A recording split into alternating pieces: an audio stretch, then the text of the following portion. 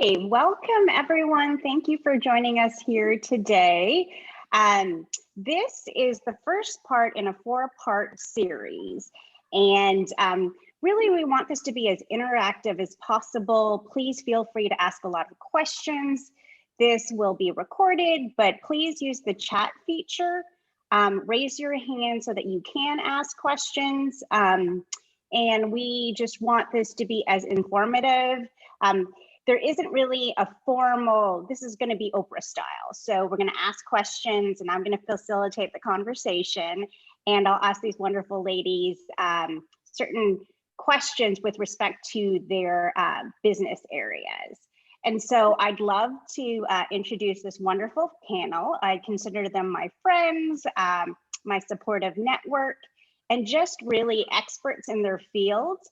I highly respect all of them, and they are great, wonderful resources as you're looking to either start your business, grow your business, retire from your business, or exit from your business. So the first person I want to introduce is Samantha Holoka. She is a wealth management advisory with Northwestern Mutual. Sam joined Northwestern Mutual in 1999 after becoming a mother in 2009. Her passion is to help professionals successfully juggle the demanding family and leadership roles naturally. Her mission is to help purpose-driven, highly taxed business owners, women physicians, business professionals, and their families create and implement an integrated financial plan to save strategically and manage debt efficiently to achieve meaningful goals while protecting and growing wealth. Sam and I have worked together on a lot of mutual clients, and I highly respect her, and she's just a wonderful individual. Mandy Rowlands is a leadership and performance coach supporting successful physicians, lawyers, and business owners navigate transitions in their career and lives. Her clients report improved performance, stronger relationships, and an increased feeling of well-being. Mandy has this unique approach about her that when we are discussing ideas that she can facilitate wonderful discussion and action plans. And I truly respect Mandy and all that she does for her clients. And Nermeen Jasani is a lawyer turned business consultant. So we call her the recovering lawyer. She has worked with hundreds of businesses in all shapes and sizes at the beginning, middle, and the end. She brings a logical, analytical point of view to business owners and foolproof step-by-step action plans that lead to quick, tangible results. So Nermeen and I met a couple of years ago at the Buckhead Club through our mutual networking circles, and we've become great friends and just really resources for each other. And we become resources for each other's clients. And so the great thing I love about these ladies is the collaborative approach that we take in trying to help our clients. And so, like I said before, this is the first part of a four-part series. And the purpose of this series and the goal of this series is really to provide nuggets of information that you can use, practical tips that we see with our clients on a day-to-day basis. Now, this isn't we want this to be as interactive as possible. We want this to be interesting. So feel free to put questions in the chat or raise your hand. We want everybody to realize that, owning a business can be challenging, but once you surround yourself with the right individuals, the right resources, and the right people, managing and growing and selling your business doesn't have to be difficult. And what we're trying to do today is we're going to do a little bit of storytelling, interactive approach, and then just generally asking questions that we repeatedly get from our clients. And so as a business owner or an individual who wants to be a business owner, you need to be clear on where you are today and know the appropriate questions to ask yourself during the life cycle of your business. And so today's topic, we're going to talk about how to start a business, how to protect yourself. And this is the first part. Um, so the first question goes out to you, Mandy. I know I was a lawyer practitioner, changed into a business owner, and that transition was quite difficult for me. Um, First of all, because they don't teach you in law school how to be a business owner. And so fundamentally, my mind had to shift. So the question I have for you is, how do you get over the fear of leaving a well-paying job and starting your own business? That's a great question, Cherish. And first of all, I just want to say that fear is a perfectly normal feeling. In fact, I would be concerned as a coach if you didn't feel some type of fear as you look to make this transition to starting your own business. Really every business owner or potential business owner that I work with, almost immediately when we have conversations, they bring up the fears that they're experiencing as it relates to making this change. And it's a big life change. And I'll tell you, I personally, when I made the decision to leave my safe and secure, high paying corporate job of 19 years and start my own business, I described the feeling of being like it was 100% terrifying and exhilarating, both at the very same time. So you can think of fear as really a warning. Like it's a warning that you've crossed a boundary or that you're coming close to a boundary. So it's letting you know that there's something there to watch out for and something to be mindful of. This fear is a warning that you're stepping out of the comfort of something that's known and into the discomfort of something that's new. So I think the key to this question is the getting over the fear part. So fear doesn't mean like stop, don't do it. It means stop and notice or recognize what's happening. Kind of let yourself feel it. Understand what is this fear trying to tell me? And then you can really start to move through it. And interesting, there are different types of fears. So one type of fear that almost everyone identifies with is kind of this irrational fear. It's part of your kind of reptilian part of your brain. It could be physical or emotional fear, and it's overreactive. It causes us to think about everything that could possibly go wrong, like all of the worst case scenarios. So you probably know what this sounds like. It would be something like, oh my gosh, I'm going to quit my current job. My new business venture will fail. And then we're going to run out of money. And then we won't be able to pay our bills. And then the bank is going to take our house and the kids won't have any clothes to wear. So they're going to drop out of school. And then we're going to starve to death. And then that's all my fault. There's a lot of self-judgment in there too. And then there's another type of fear that we experience when we step into something bigger, like we take up more space, when we share our true voice and really what's important to us. And this fear is telling us to stop and notice that this is really important. Like this is the work that we're meant to do. And in that stopping and noticing, you'll realize that this fear feels different than kind of that irrational worst case scenario fear that I was referring to before. In this type of fear, there's kind of a sense of awe or a sense of appreciation or a sense of reverence. And there's probably more energy here too. And sometimes it's an exciting energy and sometimes it's a more calming energy when you get that clarity. There's definitely a knowing in this type of fear. So I think the bottom line is that fear is not necessarily a bad thing.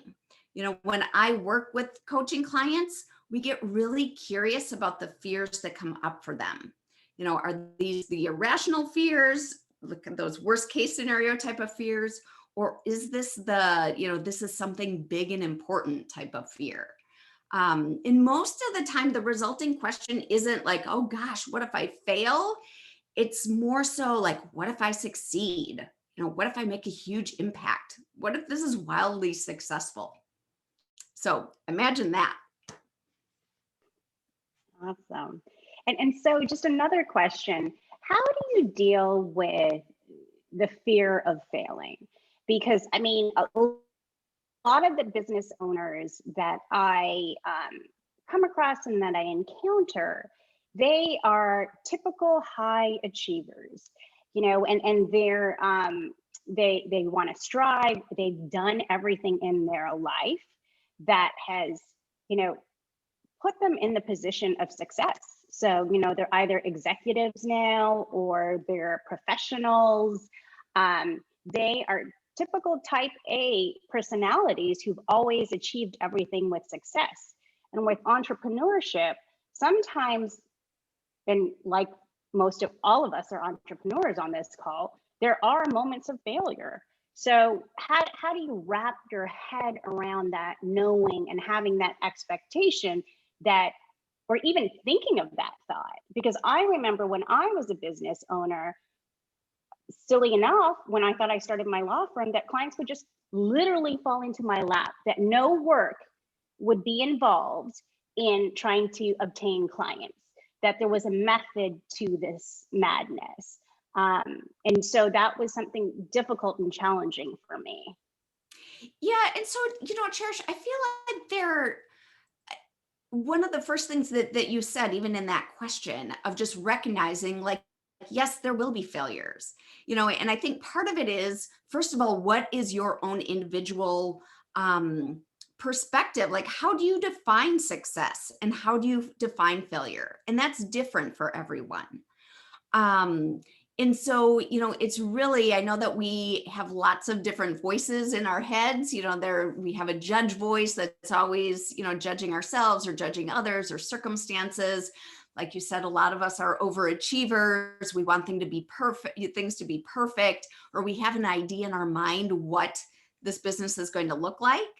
And so I think just accepting that, that there's kind of cycles that you're going to go through. So some of the things you do will be brilliant, and other things may fail, and you learn from that failure and then you just move it forward. So it's kind of that idea of fail fast. Try the different things, and then keep doing what works and don't do the things that don't work. And there's a level of preparation that you can do that may minimize, some of the failures, or maybe it's a little failure versus a huge failure, but kind of accepting that it's going to happen. If this was easy, everyone would do it. And so I think that there are, we're just kind of hardwired in a way to know that this is the big important work. Like, this is what we're meant to be doing. And then giving yourself the grace to kind of take those failures in stride and learn from them. Awesome. Thank you. And so the next phase in this are just questions that I have been approached with from a legal perspective. And so when people first come to me and they're thinking about starting a business, they are asking me questions like, how do I protect myself? How do I legally protect myself? Because I want to make sure, in this very litigious society, what can I do? A lot of my clients are in the second phase of their life. And so, they've been in the military for a period of time, or they're a successful executive and they're looking for more joy. And so they want to start their own business, but they also want to protect the assets that they've accumulated. And so, the question is, they always ask me is, what are the first legal steps I need to take to protect myself? And so fundamentally, I want you to think from a legal perspective as to separate out what are your personal assets versus your business assets. And so here, I'm licensed in Georgia and Florida. One of the ways that you can do that is through a limited liability company. You're essentially protecting yourself, and you're not mixing the business and the personal. So that means, definitely consulting with an attorney. I know that there's a lot of competition out there with LegalZoom and other easy documents, But what you want to do is you want to make sure that people that you want to protect yourself, right? And so to be a true business owner is to invest in the resources that are important. And having a good attorney advising you through the life cycle of a business is key. You know, there's certain things that in life that you can um, kind of like be very frugal on, and other things that you really have to invest in. And I think consulting with an attorney, a good attorney who can, you know, do that LLC for you. Because when you're setting up your business, you want to make sure that everything is ticked and tied, that you aren't exposing yourself to liability. So that is definitely one thing that you can do, is set up some corporate form, especially if you have business partners. I cannot tell you the number of business disputes that arose because somebody chose to do it themselves. And, you know, it's just like visiting a doctor. You wouldn't have a doctor perform surgery on you if they didn't know what they were doing. And I want you to think of a lawyer the same way. It's that professional skill set. And yes, I am a business succession planning attorney. I'm a business attorney, but I really say this out of just experience from the business owners who come to me after the fact, that, you know, they've done it on their own, they didn't get the guidance or invest in the money, and now it's costing them 3 to 4 times what they would have originally spent. And so, you know, I'm not trying to scare you, I'm just trying to advise you and say that there are other resources out there. And so just to think about that, but not, you know, and your accountant is going to tell you this as well too. Your CPA, separate business and personal. And the way that you do that is through a corporate form.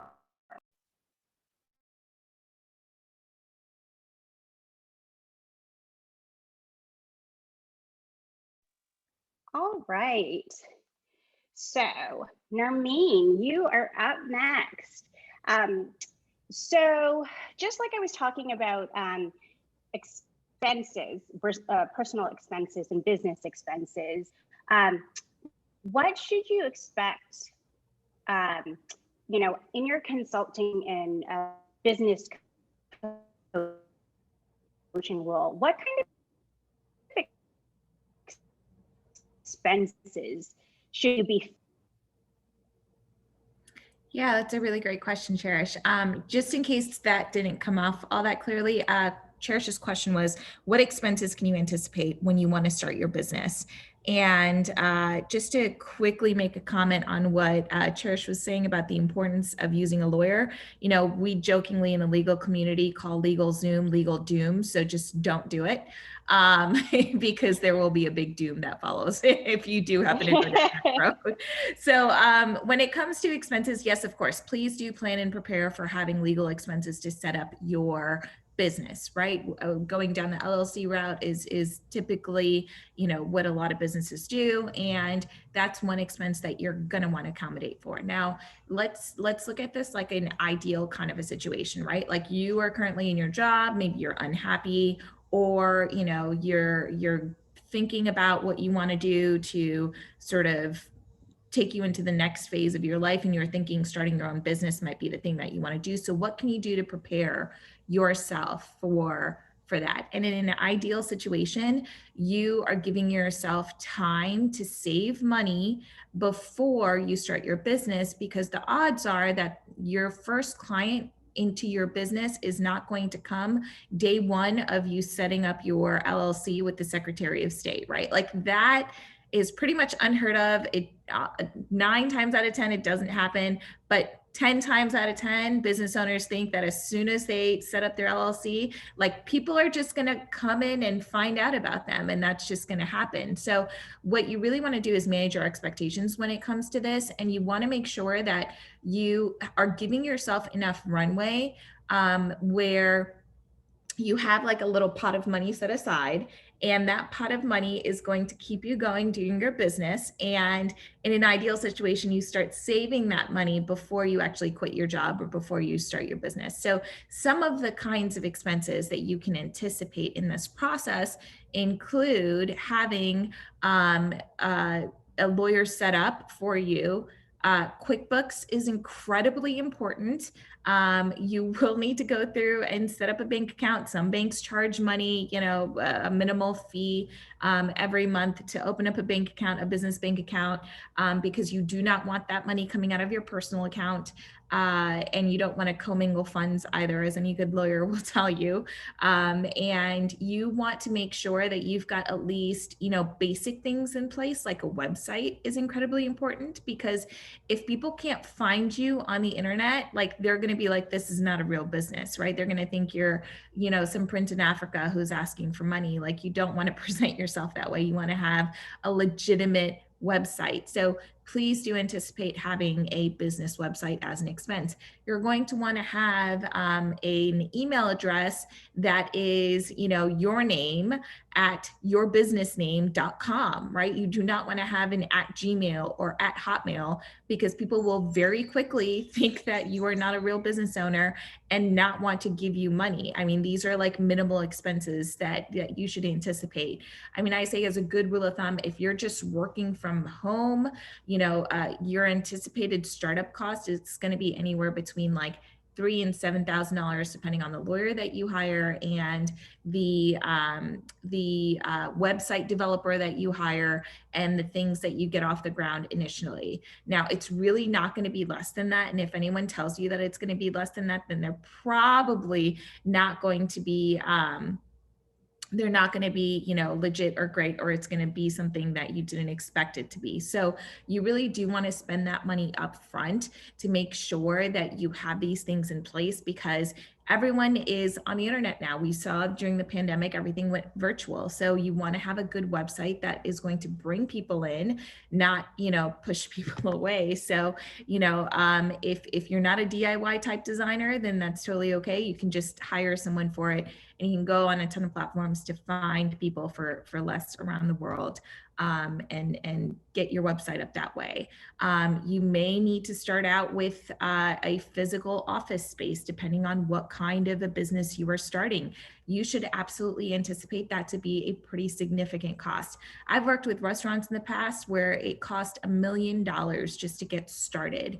And the process of licensing and franchising and finding a space, I mean, you were out $1 million before you even started. So, one of the things that I'm going to speak to here is like the investment that it takes to start the business, and then how quickly you can gain that investment back, right? And the way that I see it as a consultant is you want to minimize your risk. So if this is your first business, and this is your first venture down that road, you want to go with something that is incredibly safe. And part of having something that's really safe is something that doesn't have such a high startup cost, like a restaurant, right? Or like a gym where you're putting in like hundreds of thousands just to get it. And you have this overhead expense every single month, right? That you have to make, and you're not even guaranteed to have customers come in. So when we talk about expenses, it's really important to look at your risk factor. So just like if you had $1 million, you're not going to put it all into Tesla or Google stock, right? Like, you're going to diversify it. That's how you want to look at what your risk exposure is when it comes to the business that you are looking into setting up. You really want to make sure that you are trying to minimize that risk as much as possible. And one of the ways to do that is to make sure that your monthly overhead expense is not going to kill you as you are trying to still grow your business. So, if you're a lawyer, consider working from home for the first, 6 months of your practice and meeting your clients at their office. I'm sure your clients will appreciate a lawyer who comes to their office, just like a doctor who comes to their office, right? So just a couple of things that you want to be looking at as you are, growing your business, and you're looking at, how you can cap your expenses and how you can cap your risk exposure? You know, these are all the important questions that you want to ask before you even start. And, you know, just a note to anyone who's in a relationship or married, make sure you discuss these expenses with your partner, because you don't want to start a business and then all of a sudden, you know, you had these numbers in mind on what your business was going to bring in, but now you guys are having a hard time paying your mortgage or paying your car payments because, you know, you're putting money into the business and you're not putting it, you know, into the household that you guys, you know, have come up in. And so make sure you're having these conversations with your partner, with your significant other, and make sure that you guys are on the same page when it comes to, I want to start a business. This is what it's going to look like. It will or will not affect our household income. And if it does, I anticipate it's going to take no more than $2,000 every month. And can we afford this or not? And if not, then you might need to go through and reconfigure your business expenses in a way that it doesn't put a strain on your relationship and your lifestyle, right? Because it's not why we become business owners. We become business owners for freedom and to pursue our dreams and, you know, all those things. But you want to have really realistic expectations about what the numbers piece of this is going to look like before you even start. And whatever number you come up with, add like 15 to 20% on that, because I guarantee you are underestimating that number. So that's just a quick little bit on expenses and what to look for there. Awesome. Great advice. I wish I had known that when I first started buying business, because there's a certain naivete when you do start your business that, like I said before, where income and, you know, you can duplicate your salary like in the first month, which was totally unrealistic. But, you know, had I consulted with somebody like you, Nermeen, I would have been like, oh, maybe I should have that conversation with my husband and realize, you know, that this may, you know, there's a certain launch off point. So I do appreciate those comments. Okay, Sam, moving into the financial aspects. What are the, yes? Sorry, there was just one comment that in the chat that we could share with Nermeen, and this comment was from Mike, and he said, strongly suggest having your credit facilities, line of credit, etc., in place before you branch out on your own and become immediately unbankable until you have 2 years of revenue. Right. Yes, great point, Mike. That is Mike Skernecki. And that is true, right? Because just think of it, you know, there's so many lessons learned in thinking about how when I first started, you know, when I had a job and there was a W-2 and I was not independent, you know, we just had so much credit flowing. But as a business owner, you've got to build that up. So you're starting from scratch, and it's like you're a brand new baby in this new environment, and that's how lenders are going to look at you. So, and then also really just finding a good banker to work with. Really, as a business owner, you need a team of advisors. You cannot go at it alone. And entrepreneurship can be lonely. But if you don't surround yourself with the right people and the right resources, it can be even more challenging. But thank you, Mike. We appreciate that comment because that is a good one. So Sam, what are some of the financial risks to address to protect you and your ability to do business? Sure. Well, just to, you know, piggyback, I guess, on what Nermeen and Mandy were saying, I think that, you know, making sure that you have the expectations around the fear, because financial fear can be just debilitating if you don't have it together. And I know that from personal experience, because when I started my business, we weren't necessarily told exactly how expensive things were going to be. And it was way more expensive, especially because I hired really soon. I was in growth mode really early on because of our success. And just that was a big learning curve, which I think has been helpful for me to help some of my clients because of that experience. But like Nermeen was saying, making sure you have enough savings because you may not earn the income that you were earning before or that you expect. And there's going to be business expenses. And I totally agree with Mike's comment about securing credit early on when it's possible. And we had to do the same thing. We had to move into a house. We had to get a mortgage before I started my business. Otherwise, we knew we wouldn't be able to buy a house for 2 years. So very similar, right? So all of those things are very, very helpful, especially on the personal thing. So if I have clients that are stepping out, we definitely have those conversations or get them with someone like Nermeen to help work through the business side of that too. And then what Cherish was sharing as well is, there are assets that we need to make sure that we protect. And usually what that means is legally making sure everything is set up first and foremost, because we've got different types of assets. We have physical assets if we own buildings and trucks and equipment for our business. And also we have intellectual property that properly needs to be legally protected as well. And then we also have people, right? So if we need to buy more time to bring in more profits for the business, it can't just be us all the time. Or if we want to take a vacation, we may need to hire someone to help us with our business. And so we may in time have key employees, or we may need to attract people and keep them with us. So some of the risks, particularly beyond the legal side, usually is taken care of with insurance, right? So a lot of risk management, when we're talking about risks that we can't afford the consequences of, usually is taken care of with insurance because it's more cost effective than making sure we've got this big pot of money if our building burns down, right? Or making sure we keep $1 million worth of cash in the business because if our partner dies, that's how much we need to buy him out with. It just doesn't make financial sense to do that. So a lot of times people will take care of that with insurance. So we're paying pennies on the dollar for that type of protection. So beyond the legal, if we do have property, we need liability insurance. We may need, if we've got physical space, maybe other kinds of commercial type of insurance that you need. And then also, we need to look at the protection around the owner, right? What happens if you can't work because you're sick or you're disabled?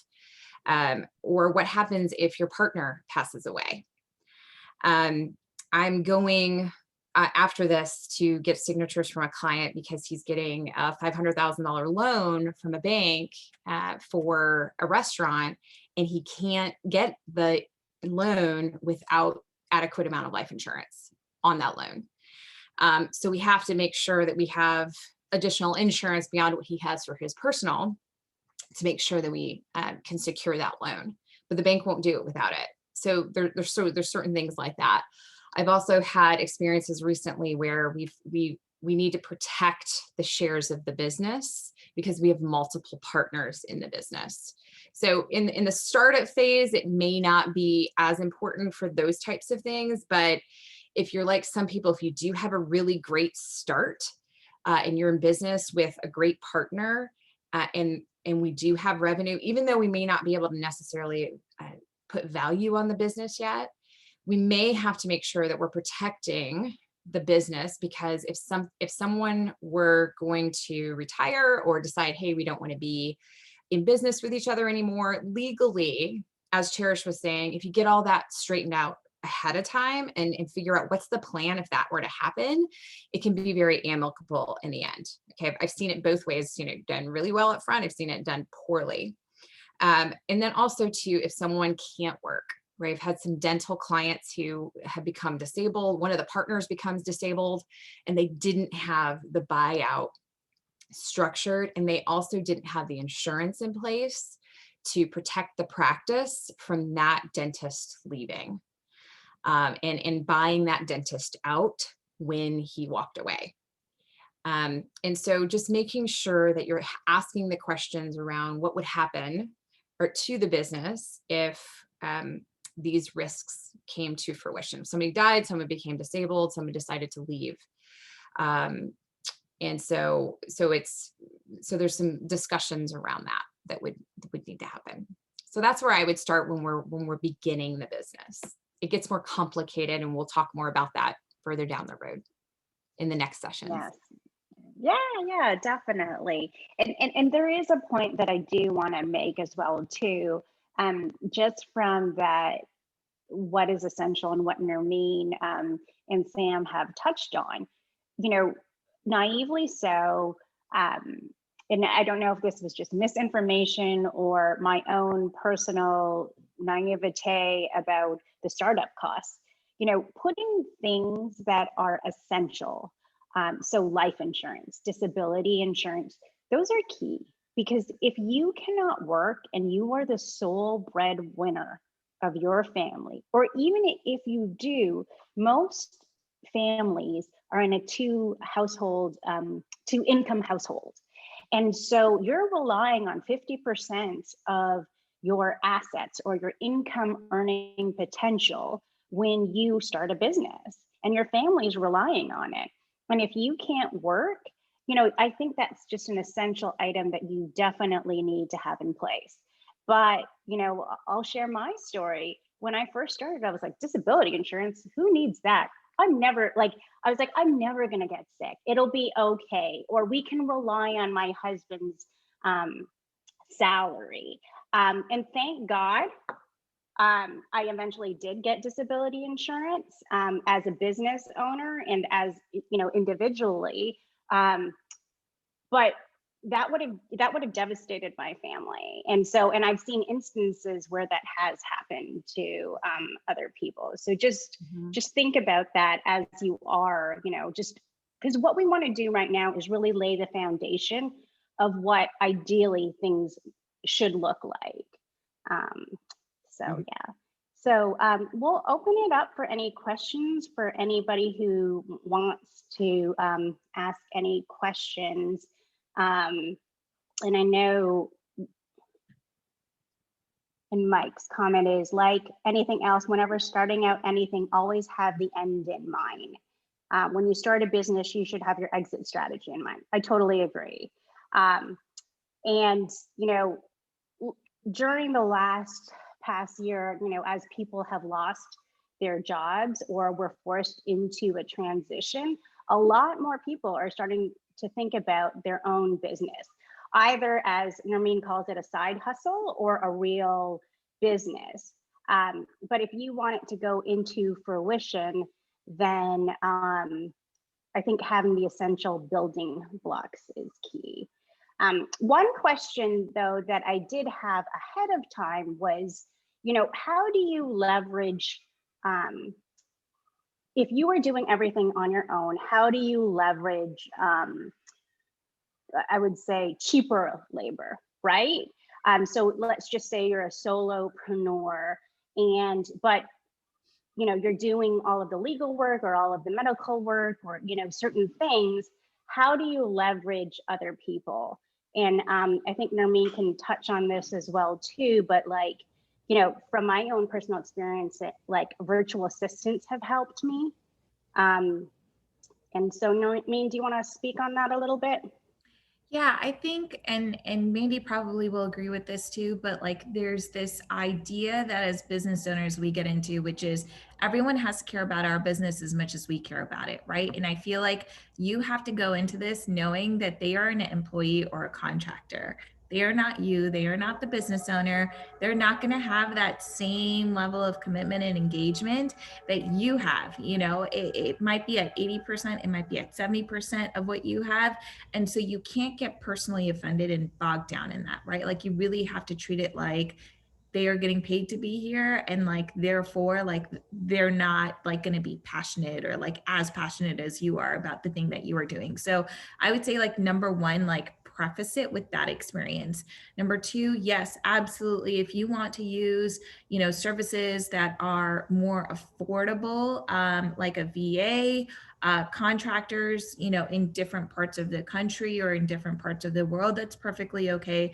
Everything has gone virtual. I would just say, anytime you hire, number one, make sure you have at least a little bit of money set aside to hire that person, because you don't want to be in a situation where you've hired and now you are trying really hard to decide who gets paid that week, you or them, right? Like, you don't want to be in that situation. So try to have some money saved aside for them.